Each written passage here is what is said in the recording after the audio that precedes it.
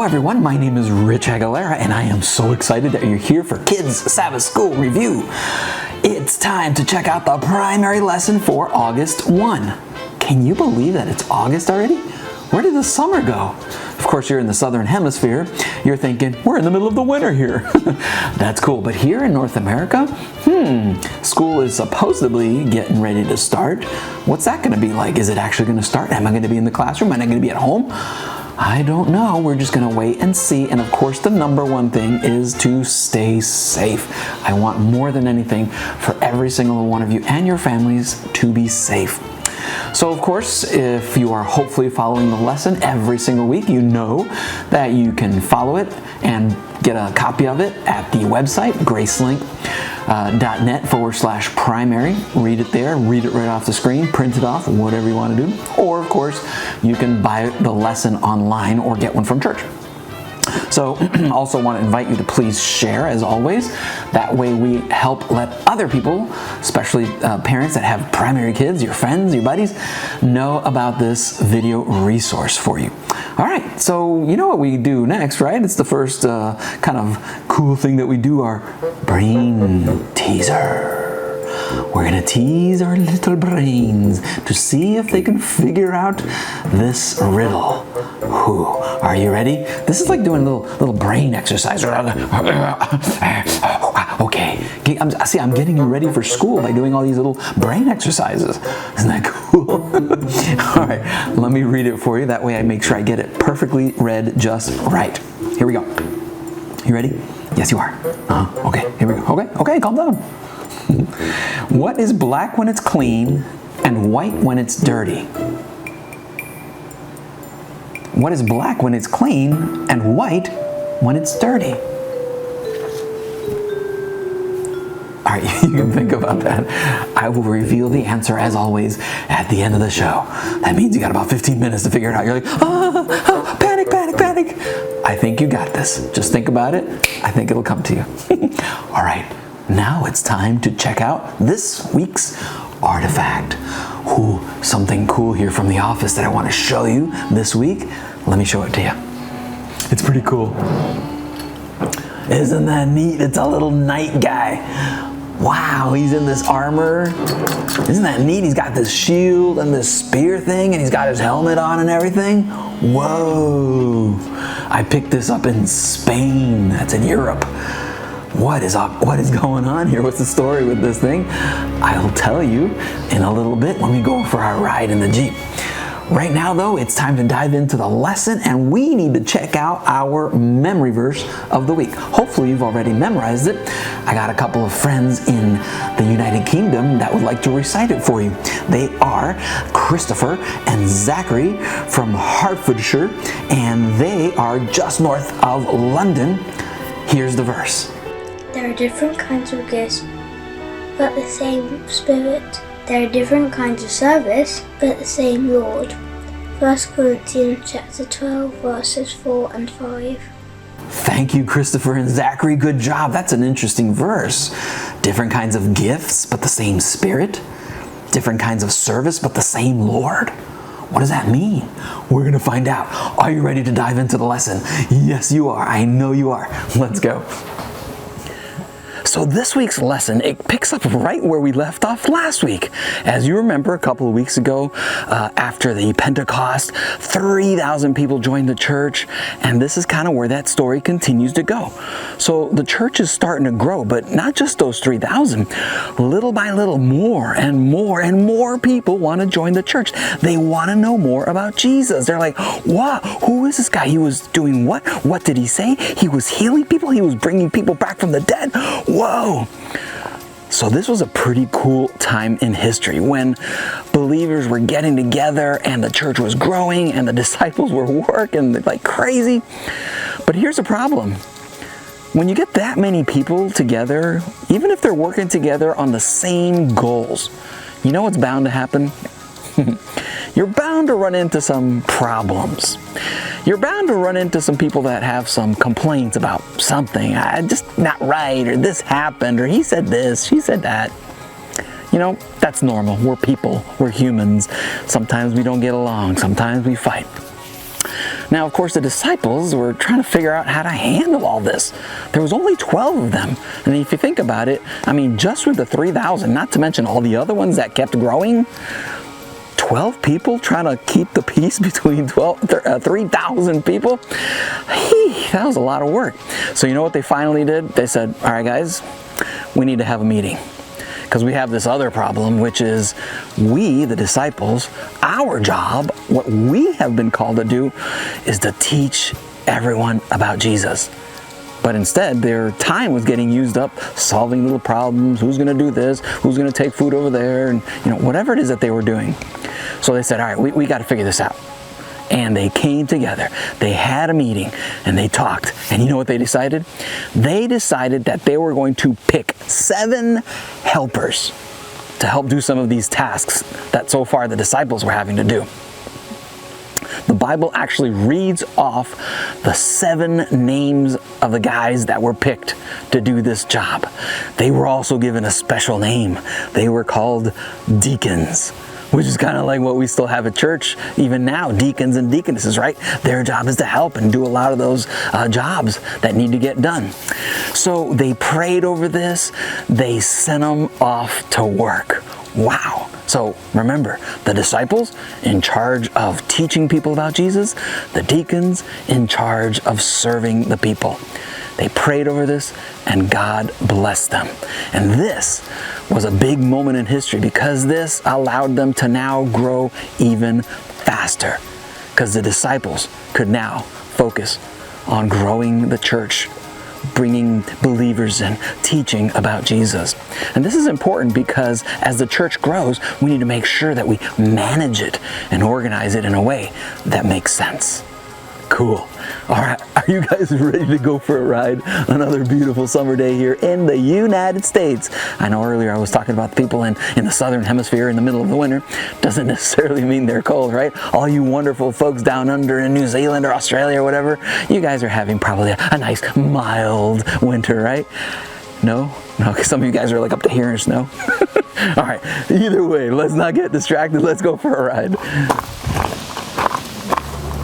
Wasn't that cool? That little statue that I had from Spain, the little knight. Of course, you probably know about knights. They were famous servants of the king of the kingdom. They would walk around with all this heavy armor when it was time to battle, right? That big heavy mask and chest plate, that sword and their, armor, the shield. I don't know how much that stuff weighed, but it looked like it was pretty difficult to walk around in that stuff. But I bought that during a trip to Spain. Now, when I was in college, I lived in Europe for a year and I got to visit Spain a couple times. And one of those times that I went with a friend, we got to see some pretty cool stuff. We went to a bunch of really amazing cities like Barcelona and Valencia and Madrid and Segovia and Granada. One of the other cities that we went to was a city called Toledo.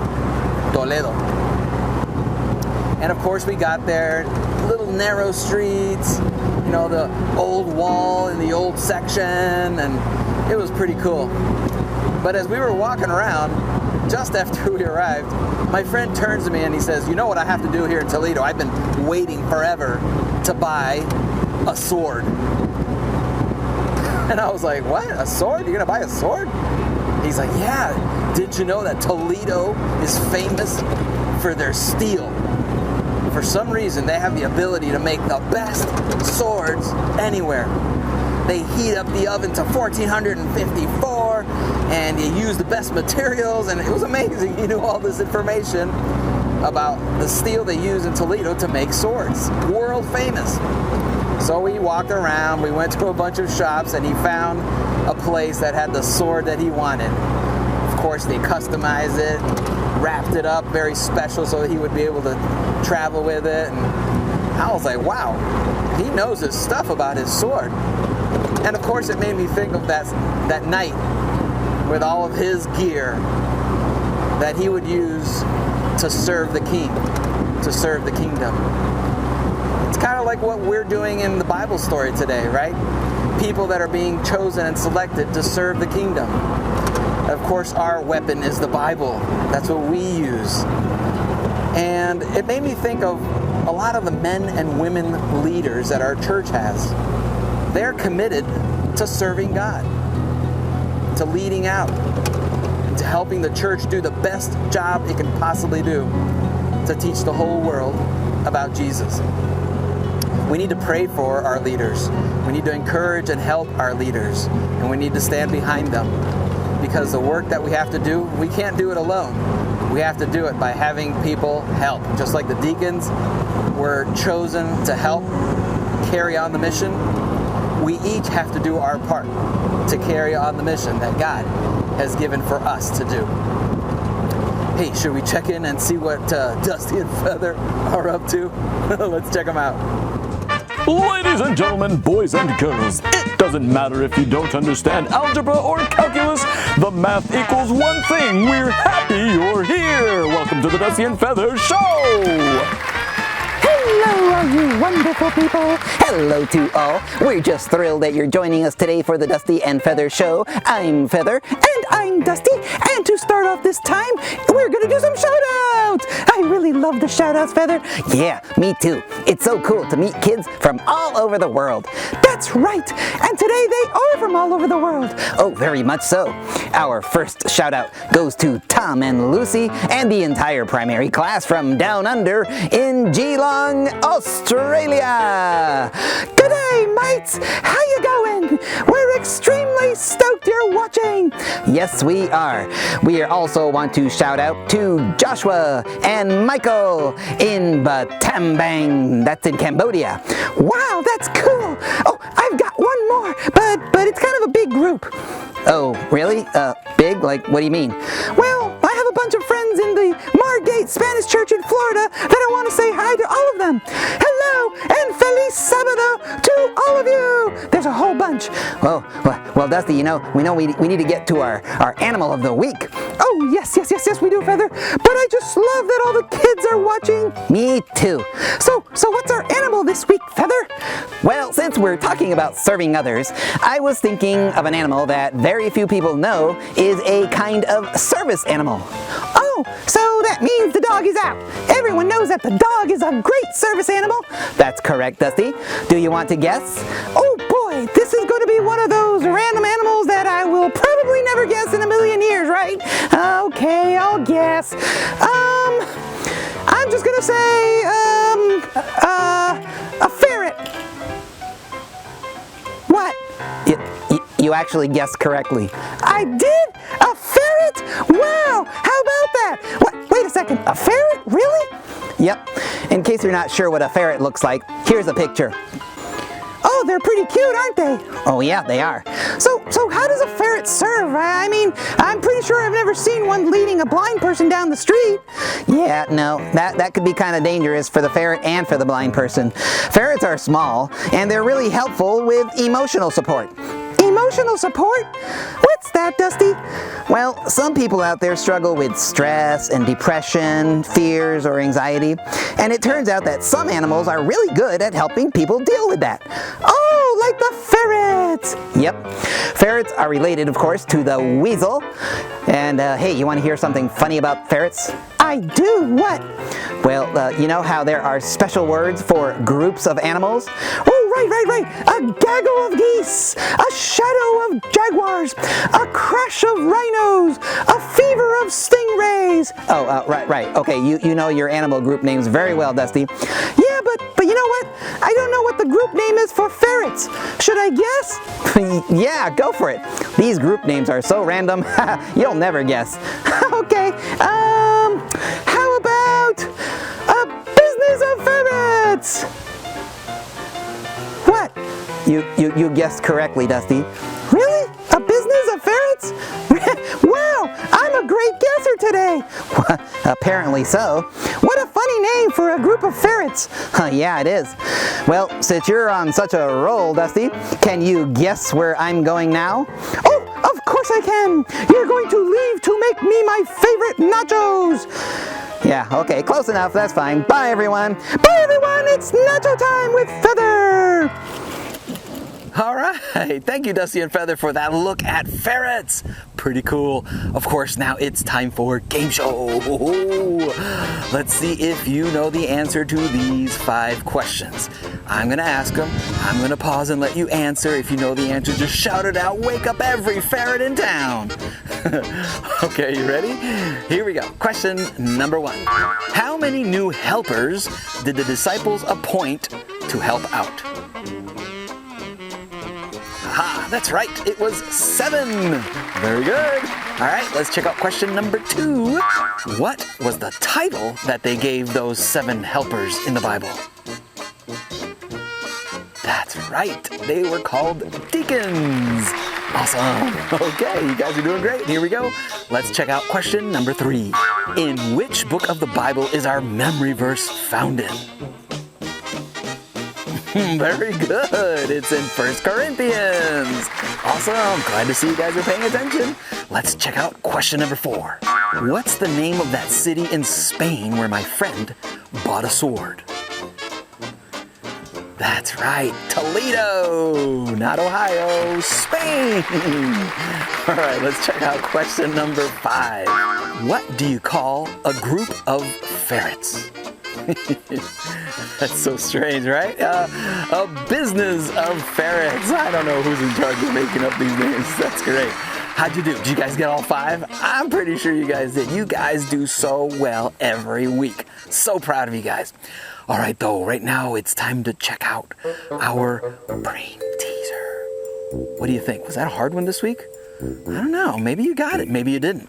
Maybe you're still scrambling at the last second here like, wait, let me think. All right, let me read it for you one last time. Here we go. What is black when it's clean and white when it's dirty? The answer? Chalkboard. Chalkboard. That was tricky. I know a lot of you guys in school don't even have chalkboards anymore, right? You have those dry erase boards now. All right, next up though, we gotta find out our what's it for this week. What's it? I don't know, but we gotta find out what a what's it is. All right, so you probably know how it works. I'm gonna show you a picture of something in nature that's been zoomed in big time. You're trying to figure out what it is. So first of all, let me show you what last week's what's it was. All right, here it is. What is that? It's kind of cool looking, but what is it? All right, ready for the reveal? The answer is algae. That's algae.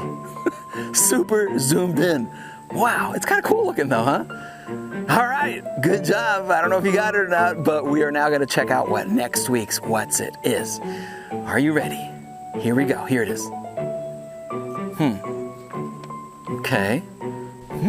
What is that? You want a clue? I'll give you a clue. It's not algae. That didn't help at all, did it? All right, we got to keep going. Don't forget that you can still grab your printable PDF activity worksheets that I still make. Of course, the webpage is uniquechristiantoys.com/free stuff. It's still right there before we head out to our new website. And go ahead and download those and share. Do as many of those as you want. All right, guys, I'm sad to say that it's time to wrap up our time together. I've had a great time learning with you about the work that God has for us to do together. Let's bow our heads now and pray together. Dear Jesus, dear Father, thank you so much for helping us know that it's important to appoint good leaders that love you to help all together work to do your work here on earth. Help us to each do our part. Thank you, Lord. We love you, and God bless each one of the kids. In your name I pray. Amen. All right, guys, that's it for me. I am looking forward to seeing you next week. Take care. God bless.